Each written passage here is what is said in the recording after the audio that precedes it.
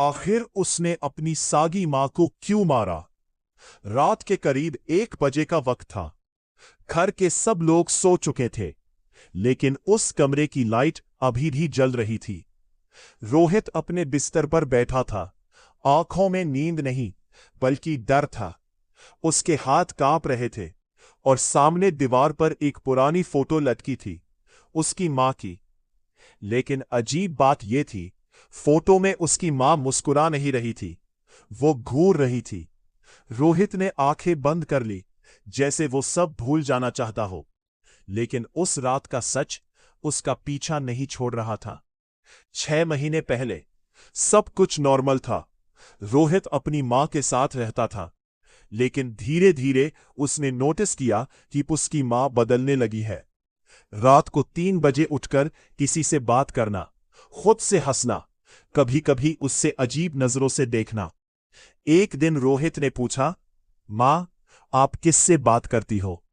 उसकी मां ने धीरे से जवाब दिया, तुम नहीं समझोगे, वो लोग वापस आ गए हैं।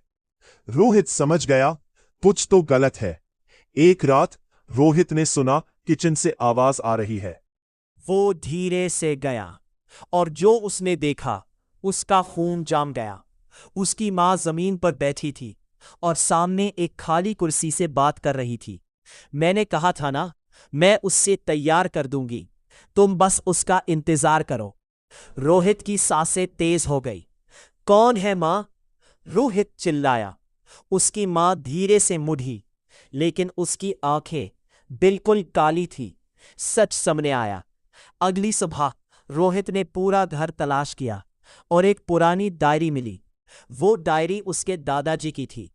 उसमें लिखा था, इस घर पर एक पुरानी नातमा का साया है, जो किसी एक को अपना जरिया बना लेती है और फिर उसके थ्रू अपनी इच्छा पूरी करती है। रोहित समझ गया, उसकी मां अब उसकी मां नहीं रही थी। वो रात रोहित ने अपनी मां को रोकने की कोशिश की, लेकिन उसने एक चाकू उठाया और रोहित की तरफ बढ़ी। तू ही है जिसे वो चाहते हैं। उसकी मां की आवाज नहीं थी, कोई और बोल रहा था। रोहित डर के मारे पीछे हटा और सेल्फ डिफेंस में उसने पास पड़ा लोहा उठाया। एक जोर की चीख और सब खत्म। वापस वर्तमान। आंखें खोली। उसके हाथ अभी भी कांप रहे थे। उसने धीरे से फोटो की तरफ देखा।